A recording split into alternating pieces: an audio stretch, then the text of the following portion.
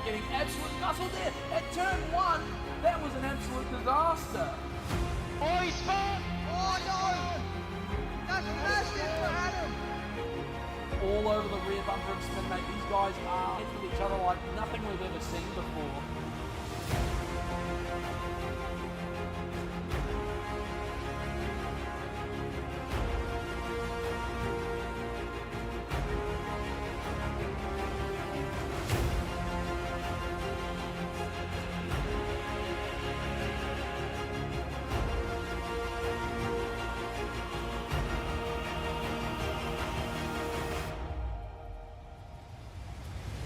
G pulls out to the outside. Here we go again. 86 there, he's going to go for a move here, the two Ferraris in front of him. Juice went wide. Jesus Oh! Oh, good contact. Oh, massive contact there. This is going to be an incredible finish for these two. The speed, the overspeed happening. They're going to go 3 wide into Oh. turn 1. There's contact there from Tracy from Kung Fu on the way in. He tries to redress and gets his way. Shoved out wide. Oh, huge contact. This is fantastic. On the outside though in turn 1. As he shoves it down the inside anyway. What is this? Oh my gosh! What a move from GTR!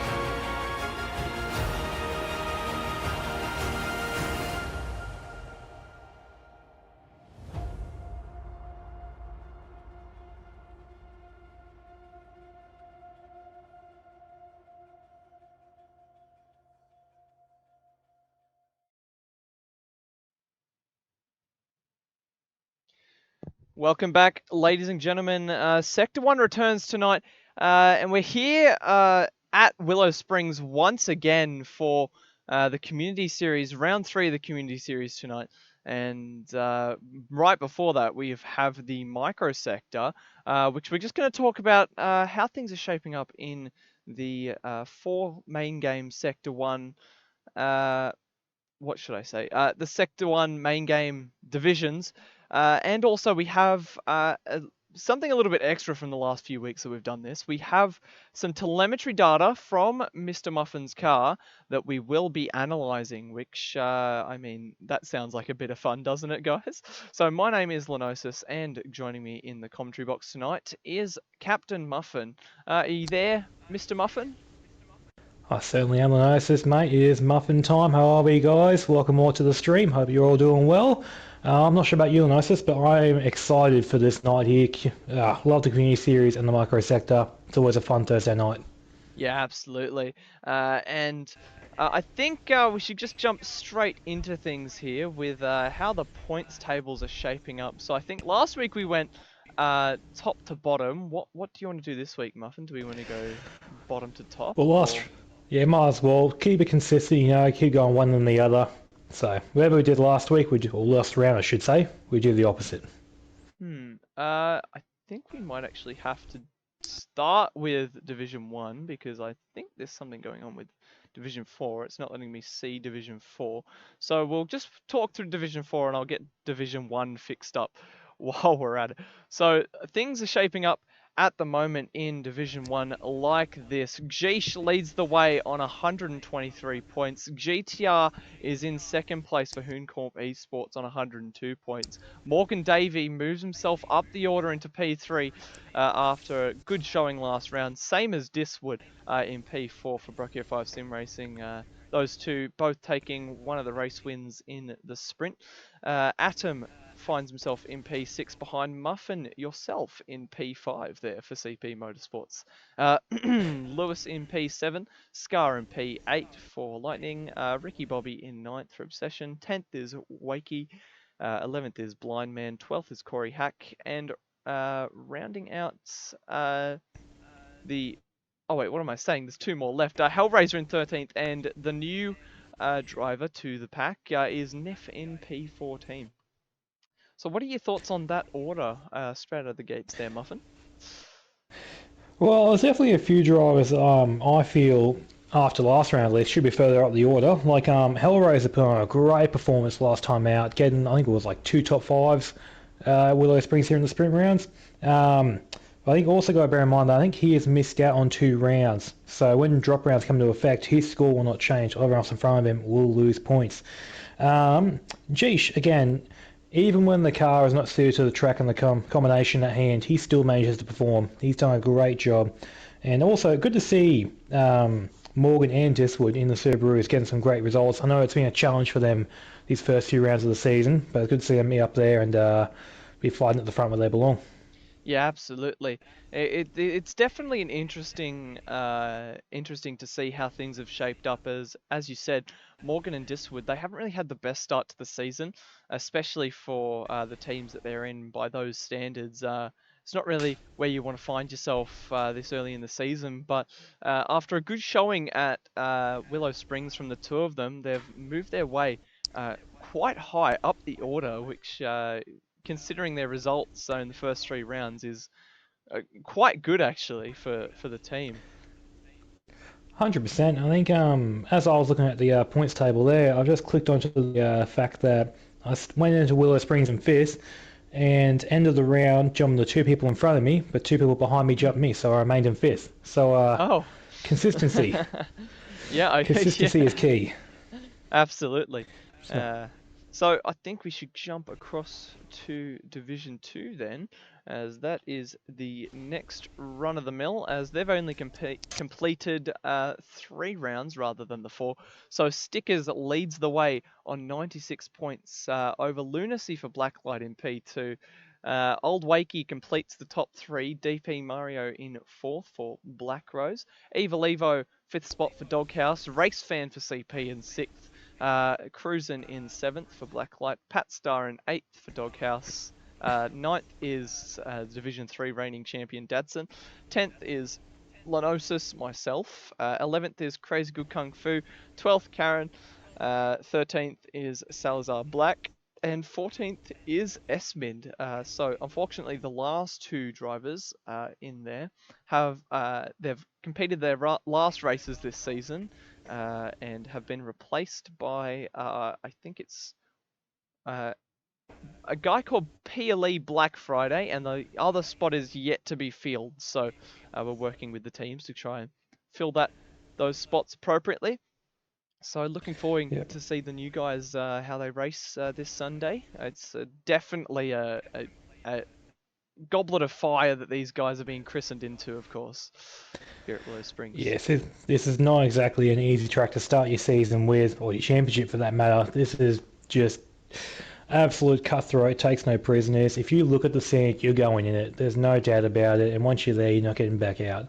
If this going to show, but not there or more class, or I was going to say a swear word there, but I better not. Either way, this is going to be a real challenge for them. But if they can still finish towards the front of the field here, I can see them doing well for the rest of the season. Yeah, absolutely. I mean, they won't be in contention for any championships, of course, unless they can somehow win every race and somehow manage to claw back 30 points on the leaders. Oh no, they've already missed 3. So yeah, I don't know. They're just sort of here for the team points and experience at this point, getting acclimatized to the racing series and stuff. Sort of feel the waters, test the waters, so as people say. So yeah, interesting to see how they stack up against our Division 2 field in the coming weeks. Yeah, and like you said there, mate, they're out of contention, unfortunately, for Drivers' Championship, unless they pull out one of the best performances we've ever seen here. However, the Teams Championship is still up for grabs. They can do well for the team and get themselves further up the pit lane come next season. So there's definitely something to play for them. They've got some motivation to keep them going. Absolutely. Just 1 second while I get the Division 3 points up. Oh.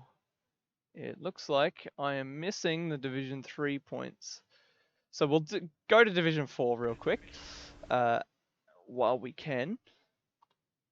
And this is how Division 4 is shaping up at the moment. So Benia leads the way for Respawn Esports. Isa Renegade in P2 for Hoon Corp. It's a sister team 1-2 there. VF for Dadson in P3. Disasterly in P4. Rev's Law in P5, a guy with no skills for Black Rose in P6, Debrev in 7th, PD Pops for Doghouse in 8th, Laminator for Lightning in 9th, Malevolent One, the Deeds driver, in 10th, Keswick Johnson for Brocchio 5 Sim Racing in 11th, Womble for Red Mist, the Red Mist team owner there, in 12th, Good Doc in P13, the Blacklight team owner, and Isodiabolus, after missing a couple of races, down there in P14. I believe him and, no, it's just him, Isodiabolus, who is being replaced, as he had to, unfortunately, drop out of the season after the last round due to some personal things, and I believe his replacement is a guy called Schizo Wookie, who we haven't really seen much of in Sector 1, so interesting to see how he shapes up against the rest of the Division 3 field there. Yeah, it's gonna be interesting to see how he stacks up there, but he's in a good car there, being on the Porsche, I believe, as he said, which should be at this track here, Willow Springs. Pretty good way to start your season. The car rotates well, it doesn't wear the tyres as much as the other cars in the field. As long as they can keep on the black stuff, they should be in for a good night. Yeah, absolutely. And I mean, yeah, those guys coming up this Sunday. I mean, the Group B races, they're looking to be pretty good event, especially after what we saw in the Group A event. So looking forward to every minute that those guys share with us come this Sunday, especially that Division 4 field. It's been so competitive this early on in the season, so looking forward to seeing them. So I'm willing to call it now. The Division 4 points table will look completely different after the next round. There's going to be a major shake-up, I feel. absolutely, there's a lot of contenders there who could make gains or fall back depending on it's a very unforgiving track, this, so anything can happen here at Willow Springs, and we've already seen it in the Group A week that the guys that on paper should probably win the race don't always win because of the nature of this track. So yeah, just big shake-ups coming, definitely. So what do you say we jump across and have a look at Division 3 then, seeing I came unprepared and accidentally skipped our poor Division 3 there. That's all good, and it's good to talk about Division 3 considering they have run already at Willow Springs here, and my word, was that some entertaining racing from those guys there. Sorry, I've lost the ability to speak, apparently. Yeah, in that Division 3 race, a lot of those guys, they didn't make it to the finish, and the only driver who kept it on the road the entire 20 minutes in that final race, that race 2, was Boybagum, and he was rewarded with the race win. So this is how these guys shape up at the moment. Bumcrack leads the way for Kraken Esports, the team owner leading the charge.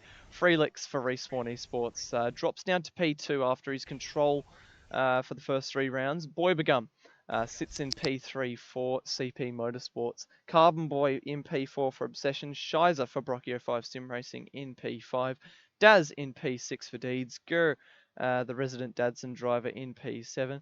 8th is Stranger for Doghouse. Budsy for ISA in 9th. Kellen DeLuce sporting the Lightning colours in P10. Black Project P11 for Blacklight. Rex in 12th for Red Mist, Pruer in 13th for Obsession, and Sizzling Sausage, new addition to the field, replacing Halsey for the last Sunday's action, sits at the bottom of the table after a nice debut race here at Willow Springs. It's definitely a tough track to make your debut, that's for sure, but a decent result for Sizzling Sausage. 100%, and a track like this, just making it to the end on like your first Miranda Championship is always an achievement, so he'll take what he can out of this, all the knowledge of the field, his competition. He'll come into the next round, which will be the Enduro Interlagos, and he'll come out swinging, I reckon. Yeah, absolutely. So, yeah, this Division 3 field, it's definitely got a lot of drivers who on their day can win, or at least take a podium, and we saw it. Boybagum, a lot of people wouldn't have picked him for the race win in race 2 there, on Sunday, but he proved everyone wrong. New to the series this season, and he came out swinging, and of course took that historical win for CP Motorsport there. I believe it's their first of the season in all categories, to be fair. Correct me if I'm wrong there, Muffin, as the CP driver in the studio here. Can confirm that is definitely the first win of the season for a CP car. Not the first podium, but definitely the first win. Absolutely. So, yeah, definitely interesting to see how things are shaping up.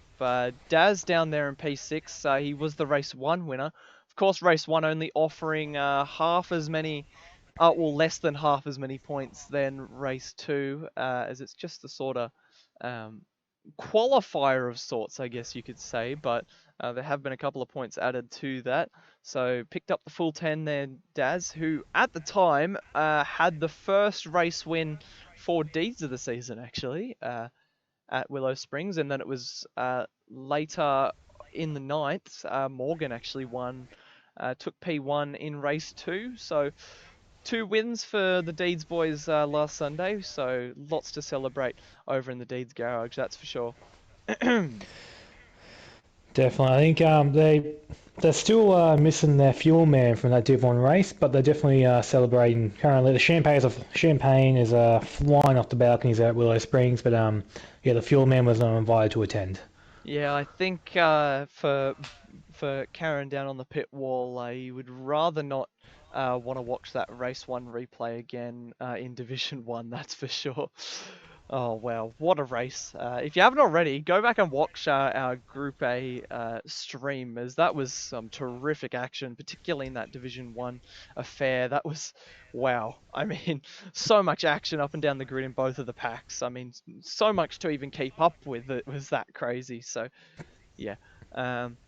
So I think that's everything on this side of things. So I reckon, before we run out of too much time, we jump across and have a look at Mr. Muffin's telemetry data. So we fitted a logger to Mr. Muffin's car during the last event at Willow Springs, and this is the telemetry that he has given us for race number 2.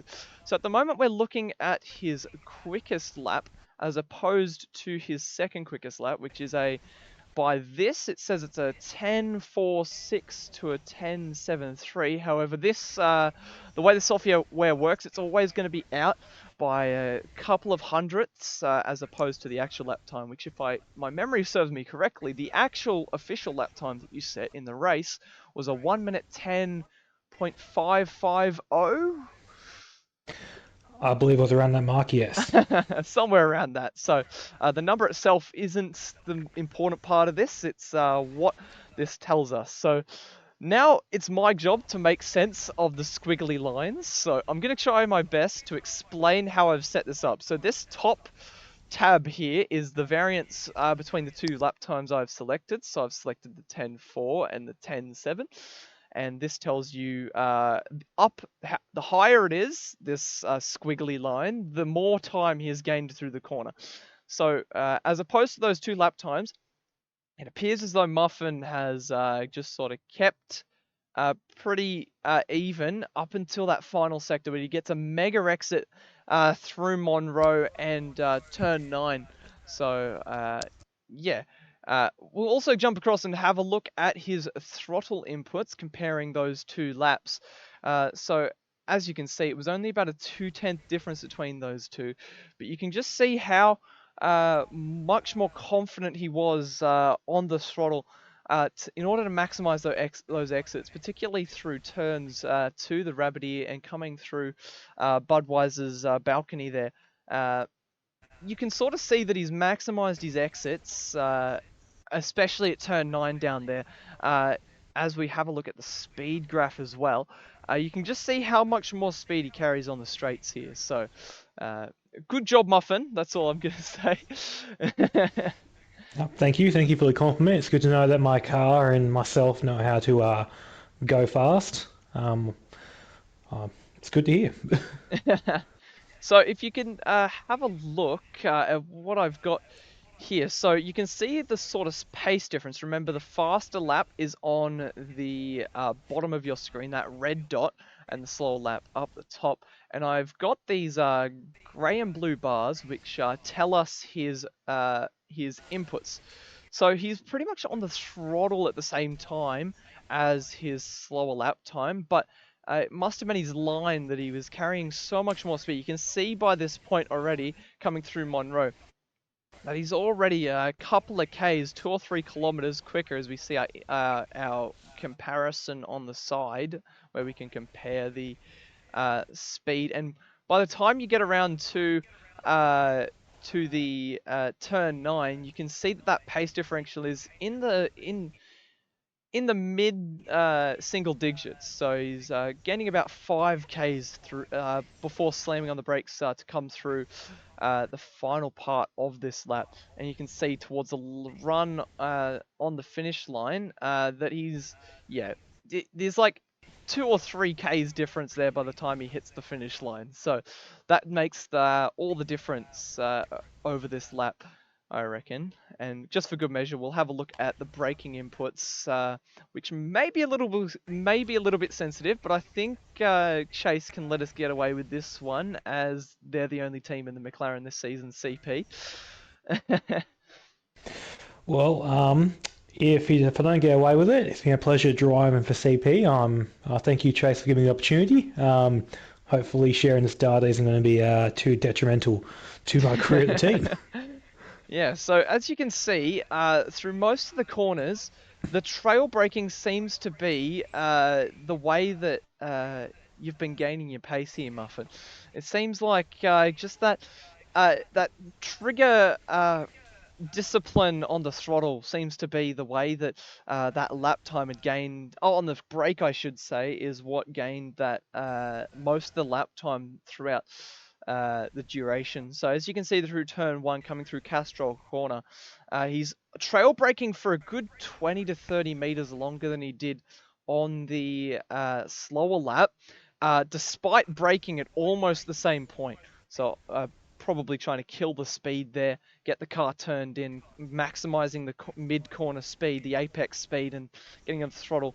Now the interesting thing is when we come to the rabbit's ear, because you've only just brushed the brake on both laps. What's the strategy to try and get through the corner in the McLaren here? With the McLaren, I feel at least, you want the car to rotate, but if you get on the anchors too hard, the front end just sort of bites in and the car just wants to understeer, or overbites, you could say. So generally what I do there, sort of just lift off the throttle a little bit, give her a little bit of brake just to try and sort of slow the car down. When I go to turn in, I'm usually off the throttle and brake, just let it coast in, and once I'm facing down the hill, just plant the throttle, try to get down as quick as possible. You have to be very careful with the car, because like it just wants to understeer if you be too aggressive with it. Smoothness is key with that, but that's how I attack the car. And as we approach turn 3 here on our little graphic where it's doing the live lap time for us, which is pretty cool, we see as he's come up to turn 3, approaching Budweiser's balcony, the initial entrance is pretty much the same on both of those laps. But then when you get to the top of the hill, maybe a little bit of overspeed on the slower lap, and you had to kill a lot more of that as you rounded the top there and heading down towards Monroe as well. That slower lap just so much deeper into the corner, a good what's our indicator say down the bottom, a good 10 meters later down into that corner there.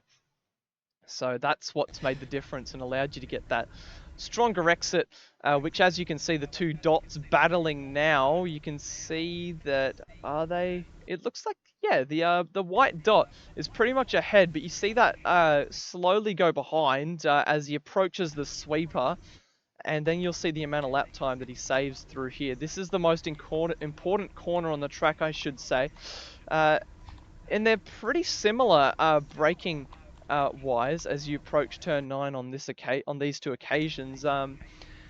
But the main difference being that you were on the brake so much longer, trail braking throughout before getting on the throttle and getting it out. How important is the trail braking during that turn 9?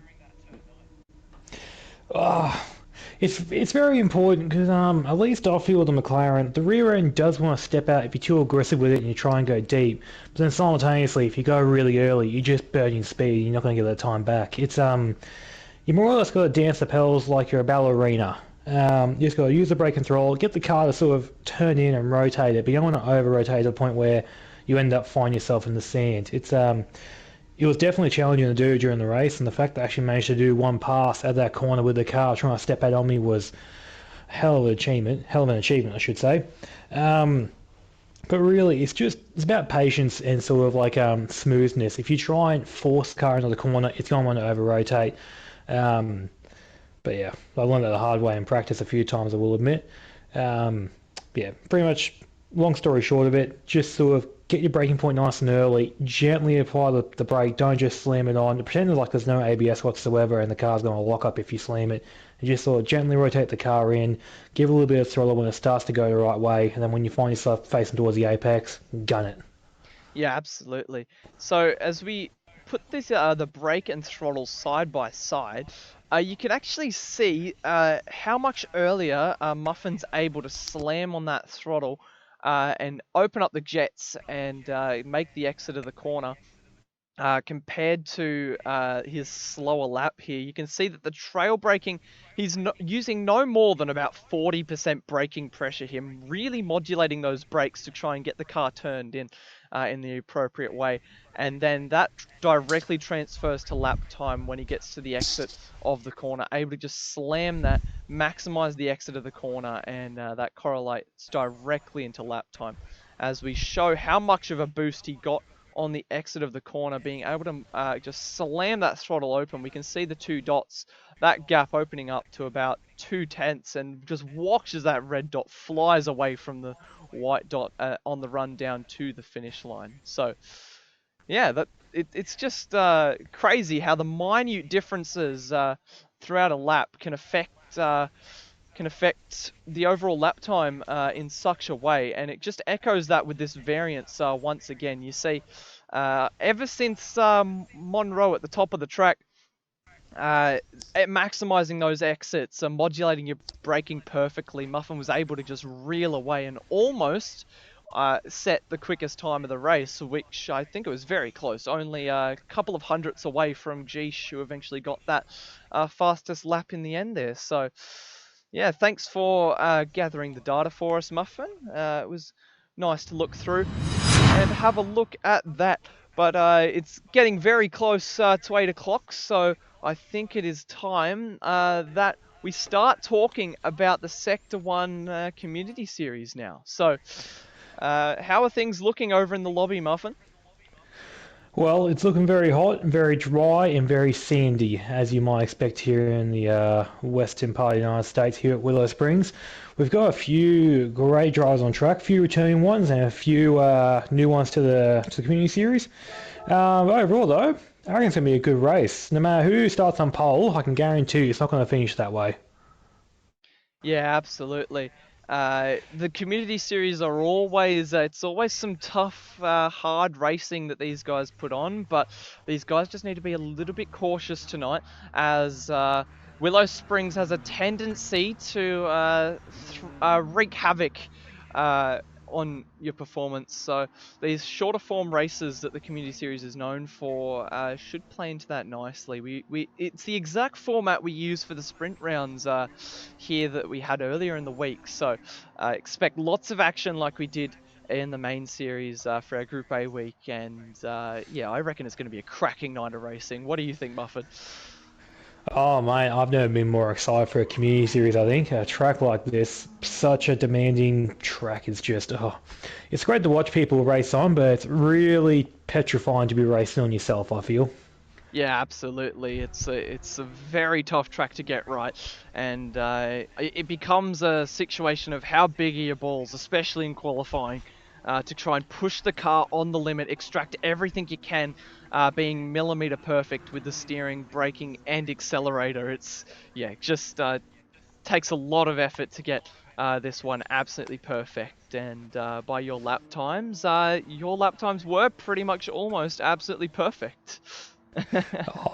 As a person who was driving the car, I can guarantee you a few of them were. There definitely was a few minor areas across both those races on Sunday, but thankfully there weren't enough to end races. But definitely hindered performance there, especially the laps that didn't qualifying, which I didn't get data of because I didn't want to look at them after qualifying P11. Fair enough.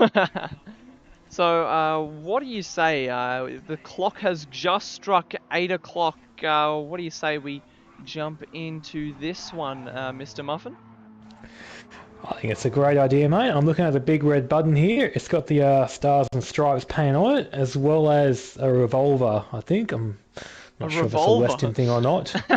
Yes, it must be a Western thing. But anyways, I'll get ready to press it. I'll warm myself up. Hopefully the guys in the community are ready for it, because I know I am. Yeah, we have a lot of returning faces in the community series tonight. We have a lot of community drivers as well as main game drivers. So these community boys will be put through their put to the test, that's for sure. So 10-minute qualifying for this one, which we're just about to get into. And as soon as the clock starts, yes it does, we are go on qualifying here. Here we are, going out of the box first with our PLE goat in the Black Rose Racing Penrite sponsored Hyundai Genesis. Oh, sorry, Genesis Coupe I should say, not a Hyundai. What am I talking about? It's basically the same thing. Definitely. I'll continue on Lenocis, mate. I've done one, you can do the rest. So Speedy Tyres once again in the CP livery. He really likes that, eh? Speedy Tyres. It is a nice being part livery. of the team, of course. And looking just behind him, we have Brocky, the Sector 1 legend himself, driving his own livery here today. It's based off the actual Brocky's car, actually. So it's a little bit funny, that one. Killer on the Loose, driving the... Oh, what livery is that? I keep getting mixed up between the Red Mist and the... Oh no, it is the Red Mist livery, okay. The green beacon on the side. What's the other green one that's here? It's the pet one. The pet food. The VIP pet food inspired livery is Hoon Corp. Hoon Corp, that's the one. Thank you, Muffin. As Killer on the Loose makes his way across the start-finish line to begin his first flying lap. And looking down, we have Bangers and Mash in the Obsession Motorsports car. Now, I actually personally know Bangers and Mash outside of Sector 1 and sim racing as a whole, and I'm very excited to see how he shapes up tonight. I got him in the Obsession car, my own team's car, and interesting to see how things shape up for him tonight. Beaver in it's based off the Kmart livery, but I can never think of the team for the life of me. That's it, it's the ISA livery. ISA Esports livery, TG Beaver 63. I don't think he has raced in the community series before. Do you remember seeing him around, Muffin? No, I do actually, unless he's a recent username change. I do not recognise the username. I believe it's his first time here, and what a first time to have here at Willow Springs. Yeah, absolutely. So further looking down the order, Mr. Bumcrack sporting the Kraken Esports livery. Oh my goodness. So the liveries just came through immediately, and Goat has set, oh my, 10-8 for Goat to the pole position. Speedy Tyres a 10th behind.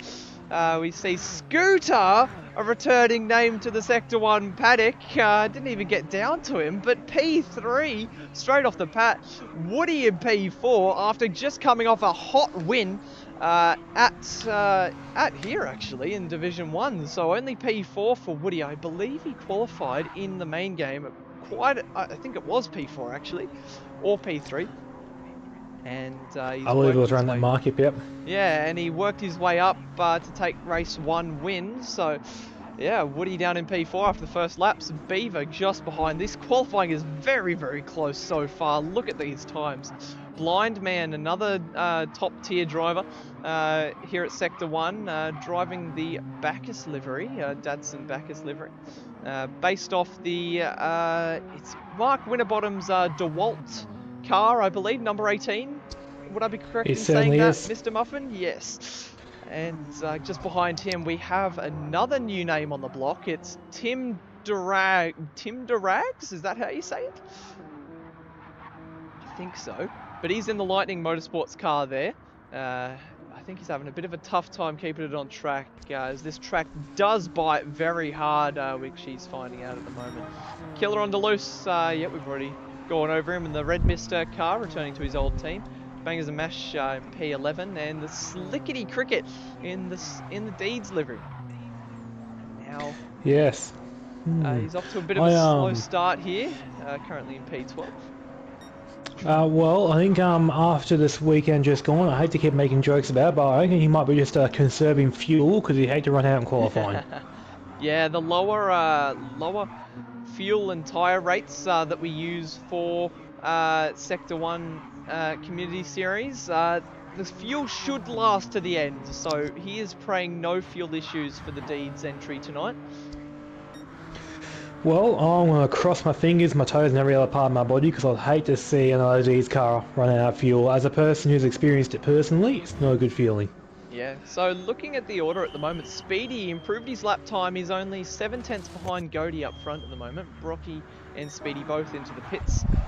Beaver up into P4 ahead of Scooter, just 2/10 off pole. This is a very tight qualifying at the top end, pointy end, that's for sure. And Scooter on an outlap at the moment. He pit on the last lap, and he's just going to be going on to his flying lap at the moment. Let's just ride on board with him as he makes his way around Castrol Curve. And it looks like he's got a good exit there into the Rabbit's Ear now. Gets the car turned in, hugs that inside, drifts it out wide, gets the car turned in and on the power. The car is very stable through this corner. One of the most stable cars I've driven here at Willow Springs, the Genesis. And up towards Budweiser's balcony now. Off camber this entire section. Once you go over that rise there, we see it. And you have to try and stay very, very close to the inside. Otherwise, the track just pulls you to the outside. Great exit through Monroe there. Manages to get on the power as he comes up towards Wings Leg. And he is blue at the moment, not quite purple, but he's still got one major corner to go here, Scooter. Let's see what he can do as he comes into the braking zone of turn 9. And we made a big point of this in the telemetry before, but he's oh no, that's actually a pretty good apex there for Scooter. Doesn't quite use as much track limits as he could on exit, but let's see what the lap time's going to be. It's an 11.4, loses all of his lap time there through turn 9 on that occasion, so he won't be too happy with that. Scooter. Woody's into the pits, currently sitting in P6. Bumcrack in P7. I believe he pit on the last lap. Yes, he did. So now this is his first flying lap after his pit stop.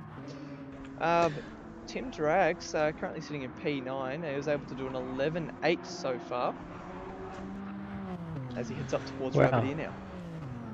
So the field here, the currently top 4 cars, Goat, Speedy, Brocky and Beaver, almost all running line astern currently, so we should get a flurry of faster times coming in here, I reckon. They're all across the line at roughly the same time, and that timing graph on the left hand side, ladies and gentlemen, is bound to change. Yeah, it's interesting, this track, because you don't necessarily want a slipstream, because the high speed corners, there's a lot of dirty air that come from the cars in front. Bangers and Mash improves his lap time to a 12.1. Brocky to 11 flat. Good lap time from Brocky. Doesn't move himself anywhere. Oh, did it? Yeah, no, it didn't move him anywhere. No. But he just furthered that gap by a couple of hundredths to Beaver behind. The gap was 0.018, now edges out to 0.021, and Brocky is showing no signs of slowing down, a 10th purple. Bumcrack improves his lap time. I don't think he improved his position. He's still in P7 there. Definitely. I'm just watching Brocky on board here. I want to see what the second sector time is. He has got a bit of a slipstream from Bangers and Mash in front. Will it help him? Will it hinder him? Let's find out. Yeah, let's see what happens through the final corner. As they come through Wings Leg now and into the sweeper. Is he going to give just way? Want to say, Not too sure. That second sector split there from Brocky was 2.25, sorry, tenths up in his best time. Oh my As long as he gets a good goat! exit here. Oh my. That's the Whoa. 10-6 from Goaty. Oh, and Oh, Brocky and then a gets even closer. 10-7 from... Wowee. Oh my. This is very quick Gee. operating at the moment from Goat and Brocky. As Brocky's still It's- sitting behind Bangers and Mash for the time being. Definitely. I think at this point, I think Brocky might be looking to get past here. I think there's no more slipstream. runs It's a little more bit just a wide. hindrance now, unfortunately. Yeah, there's that dirty air that we were just talking about as Brocky's trying to find a way through, but this is like this Monaco of Sector 1. It's very hard to make your way past somebody around this track, that's for sure. As Brocky is still trying to make his way past. There's nowhere really to overtake on this track. Yep, just want to say as well, Woody just improved his time to an 11.0. Still in... actually goes to P4, sorry. Overtakes Beaver. Nice job from Woody there. Well, as we got to the last 15 seconds of qualifying now, ladies and gentlemen. There's still some cars and some good lap times out there. And I gotta say, a 10.6 is an absolutely mental time when you consider the fact that Division 1 guys were doing, well, 10.4s, I think, in qualifying trim last weekend just gone. Yeah, yeah, exactly. So these guys are not very far off pole position there. So of the top flight, I should say. So these guys completing their lap times at the moment. And we have a couple more people on track. Scooter is sitting in P6. Can he improve his lap time? Looks like he will. No, he does not. A 10th off, and just behind him, nobody to improve their lap time at the moment. Blind Man will be the next across the line. Let's see what Blind Man sets. As he crosses the line to improve to P7. Whoa! 3.5 tenths of a second found. Great lap there from Blind Man. Absolutely. As Goat is still on a flying lap as well. I think he's got the pole position, the last guy on track. But is he going to go even quicker? No, I don't think he will. He's way off at the moment. But good job on the pole position from Goat at the moment. And that concludes the That's a qualifying great session. job. Wowee. What a qualifying session that was. Absolutely. As we jump That was across and have a look phenomenal. at our official results at the end of that one. So Goat takes the pole position there, Brocky in P2, Speedy P3, those three tenths off pole position, and then 3 tenths separating the next 4 cars. It's Diswood in P4, Beaver in P5, Scooter in P6, 7th to Blind Man, Killer in 8th. And as we look back further down, we have Bumcrack in 9th, Tim Drags in 10th, Bangers and Mash in 11th, and Slickety Cricket in P12 there. So, what are your thoughts on that qualifying session there, Muffin? Well, definitely a very close one considering like how diversified the field here is. Like very close times to everyone. Like, and all these guys here could easily fit in with the top or second top division in Sector 1 here, no problem at all with times like that. It's amazing to see what the community guys can do here. It's bewildering. Absolutely. So, I think, is Thirsty Ho supposed to be entered into the race? I'll have to double check that one. I think what we might do is he must have missed qualifying, unfortunately. However, we will get him to, if he wants to, we'll get him to start from the back of the grid there. Might do a last to first challenge, you never know. I'll just get everything set up here on my end to make sure he's okay with it. Yeah, I'm not sure what happened there. Must have just lost track of time there. I think he dropped out at the start of the session, just as the cars are about to go out on track. So, yeah, he can start from the back, but I don't think that it'll be too much of a hassle. I think the only issue would be that he missed the qualifying session. And yeah, he's requesting it now in the chat. So, we should probably get that sorted as soon as possible. which I think Gran Turismo should have an avenue to let us get that sorted as soon as possible. Maybe if Muffin changed it to host set grid, maybe it would hold that order still. I'm not too sure. We will find out. I will memorize this grid here by taking a photo before I do anything too harsh. But without a doubt, it's definitely well, everything's set up here. I'll get this memorized quickly. Alright then, excellent. Okay, bear with us guys as we get everyone all accustomed now for this new competitor joining the grid from the back. So he'll be interesting to watch because Thirsty Ho has been pretty good in events gone by. How kind of Polyphony to allow us to keep the top 12 in the order that they are.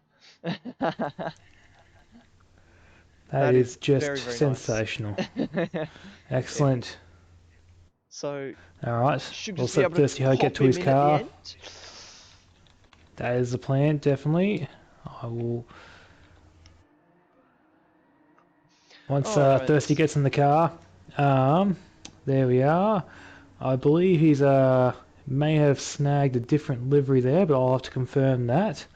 We may have two green beacon cars on the grid for tonight's race. We'll try not to let that confuse us. Thankfully, one of them has orange wheels, one of them has black wheels, so we should be all right to go there.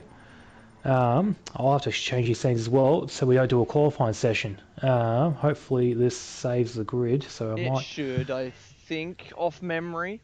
Because I think we had the same issue on Sunday where we had the red flag for Division 3. I think it saved, which was very, very kind of Polyphony for us to do that. There was one of the...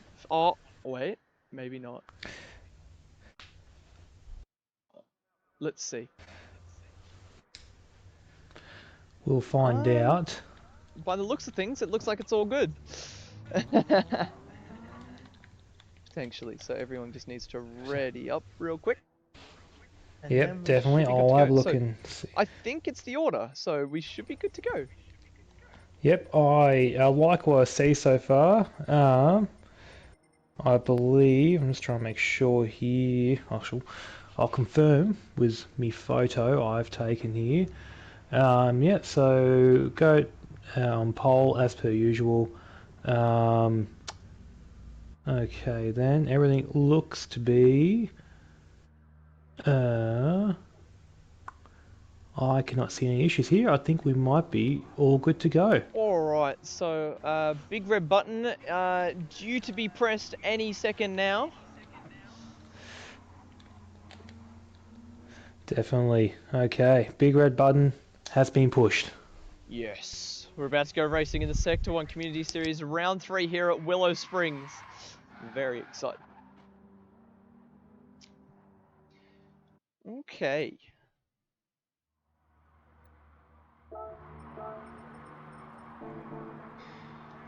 Uh-oh. And for some reason it's put Brocky on pole. Polyphony? Oh, what's happened here? Oh, it's mixed up the order. Well, that's definitely not what I signed up for. Okay then.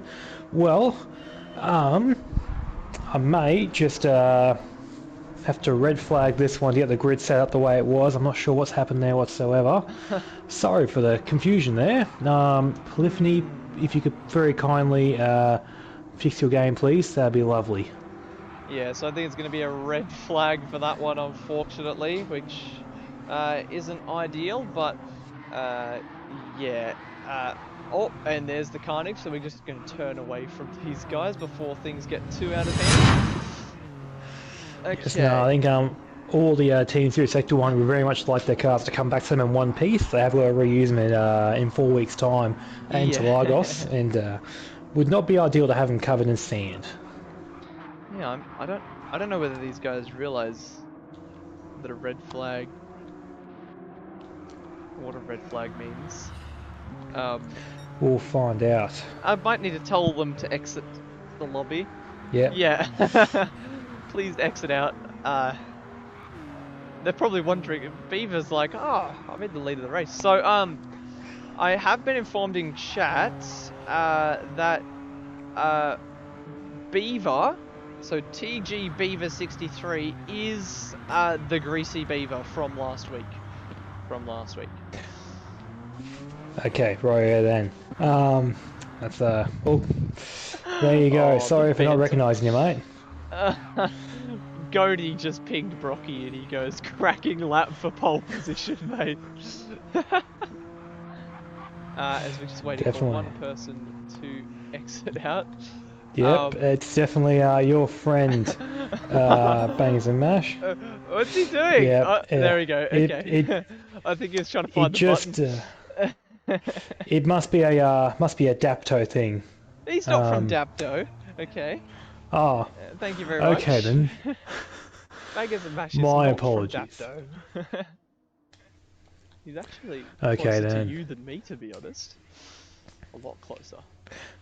Well then, that's kind of scary. That's not something I wanted to hear, but He lives copy in your that. Thank you very much. backyard, Well then, I've got a very small backyard, so that is scary. As Muffin will set the grid momentarily. Sorry for the delay, everybody. So I'd just like to take the time to say hello to everybody in the chat at the moment. We have Boy Becoming chat. Hello, Boy Become. We have VFing chat. Robert Rice, Debrev, Stranger, PD Pops, Dadson, and I think that's all there at the moment. So That's all that's active for now, but definitely, guys, if you want to, get in the chat, say good day, how you going, how's your father? Chuck in your predictions for race 1 here. I reckon, if I give a top 3 right now, I reckon it's going to be Brocky, Goat, Woody, I reckon. what about Speedy? What's happened to Speedy here? I just think he'll get P4, I think. I think he's had a pretty busy week. I think he's done a qualify, but the race might not be too favourable to him. I just feel. Okay.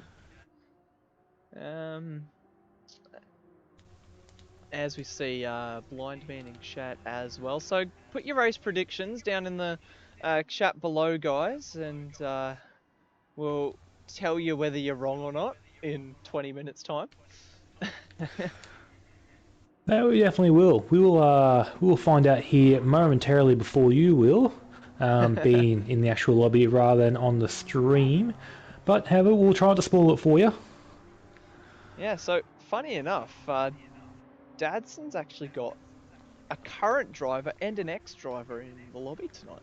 What other teams have we got? Oh, we've got Woody and Brocky, the team owner and the team driver for the same team there. We have who else?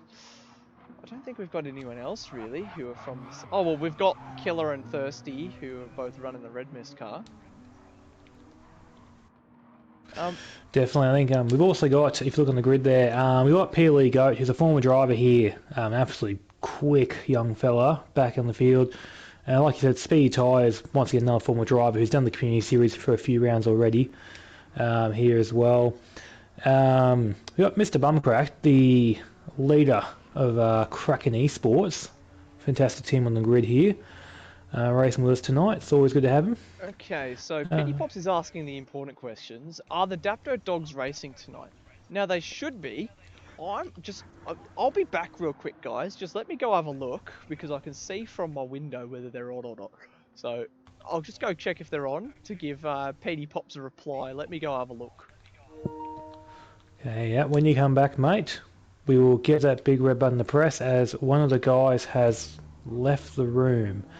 I'm not sure why he has left the track here. We'll have to find out what Tim Durags is doing there. He's jumped out of the car, but if he can get back in time, we'll let him in to the race still. Oh, hang on, by the looks of it, he is coming back. Okay, so they are not. They are not running tonight, Petey. The Dapto dogs are not running. What about the was it the Dapto Indoor Ladies Hockey Club. Where's Shiza with the Dapto Ladies Indoor Hockey Club? So is the grid set, Muffin? The grid is set. Big red button is right in front of me. I'm eyeing it off like a child eyes off a chocolate, and I'm ready to press it. Here we go. Community Series attempt number 2. Hopefully the grid has formed itself this time. Yes, if it hasn't this time, then I'm not sure what to tell you guys. The game is really just not looking favourably on us tonight. Yes. And that looks a lot better, that grid there. Cracking lap for pole position, Rocky. Bloody goat. Alright. As we're lined up on the grid now. As the light sequence is about to start. 3 lights, 4 lights, 5 lights. They are out and racing here at Willow Springs, the Community Series, guys. It looks like Bangers and Mash didn't get off to a good start. Everybody else looks like they got off to a good start there as Goat holds the lead into turn 1. As somebody's getting a little, shoved a little bit wide there. Who was that? Yeah, I we think... got Bumcrack and Thirsty Ho both in the sand there on the exit of turn 1. As they continue on now for the moment. And somebody else has gone there. Blind Man got Blind shuffled Man. wide, which is not great at this time of the race. But these guys continue on, single file for the most part here. So they make their way up towards Budweiser's balcony for the time being. And at the top end of the track now, they make their way towards the second half. The long Definitely run down towards Chicken's leg, Wing's leg I should say. I've got chicken stuck in my mind at the moment because I ate chicken for dinner. There's a fun fact. Did someone say KFC? It wasn't KFC, it was charcoal chicken. But as we look down the back there, we see, is that... Oh, I thought I saw Bangers and Mash going for a move on Thirsty Ho in the background there, but it looks like he's backed off wisely for the time being, as these guys continue on to complete the first lap, and they start a lap number 2 here. These guys front 4 bumper to tail here. And it looks like Woody pulls out to go and make a move on Speedy, tries around the outside. Is he able to pull it off? No, I do not think so for the moment. Now, so settle back in here, just try and bide his time, trying to cook the tyres, I should say. I think right now, Woody is looking pacey at the moment, and if Speedy doesn't keep his nerve about him, Woody will definitely capitalise on that. Absolutely. Woody is a driver who doesn't want to stick behind, so if he gets the opportunity, he's going to chuck it down the inside, and on the run of his good form at the moment, he'll be looking to get past these guys as soon as possible and make a dent on the podium. Looking just behind them, we see Scooter and Beaver, Killer, just sitting behind at the moment, midway through the pack. Tim Durags in the Lightning car, sitting in P8.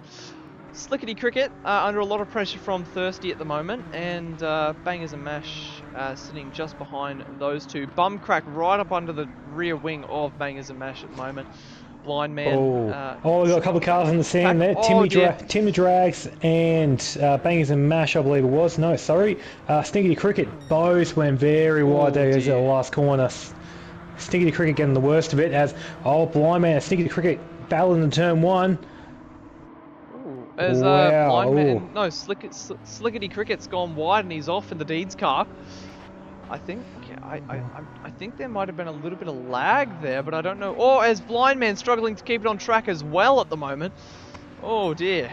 But these guys continue on for now. Remember, it is reverse grid for the second race, so not all hope is lost at this point in the race if these guys fall off the back of the pack, as they've still got another 20 minutes to redeem themselves. Oh, there's I can't tell whether it's a lag or Blind Man is going off track. I think he's just very laggy at the moment. Oh, as that's huge off from Thirsty there in one of the Red Mist cars, as he's going to get overtaken by Bangers and Mash now. No, Bangers and Mash just lifts off a little bit, I think, which is probably wise considering that the next corner on the track is turn 9 and you do not want to go side by side through turn 9.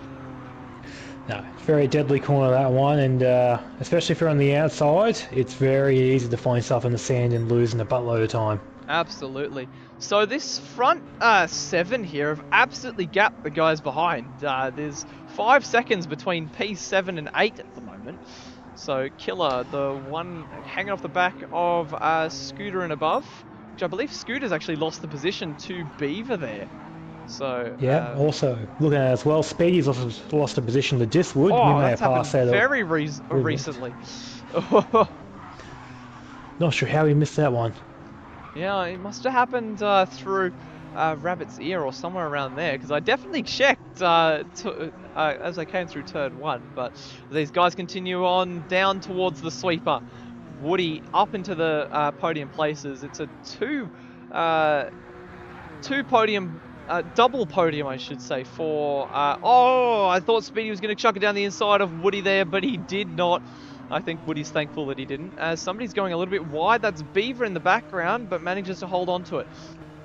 As these guys continue on to begin the 5th lap now. Definitely, and these guys here, I think Killer might be getting a bit dropped here, unfortunately. Now about 2 seconds behind Scooter in P6. I think he might find himself in no man's land very soon, and Tim Drags has made up a little bit of time as well currently, and Mr. Bumcrack, after going off at T1, is now back at the P9, fighting for P8. What a comeback drive from Mr. Bumcrack. Did he just take, oh no, I'm thinking of Blind Man. Did Blind Man just take Bangers and Mash around the outside through turn 1 I saw in the background? Potentially. I missed that completely if that did happen. As we see Bumcrack right up under the rear wing of Tim Drags. That's hard to say. Yeah, that's a tongue twister and a half. Let's just call him Tim. As Bumcrack's up under the rear wing of Tim at the moment. Yes, no, Tim defending pretty well, but you got 2 long straights ahead of you, mate. There's going to be a lot of slipstream in here. Cars going to be catching up to you. But Bum's a very sensible driver. He'll bide his time. He's not going to make any sort of rash moves too soon.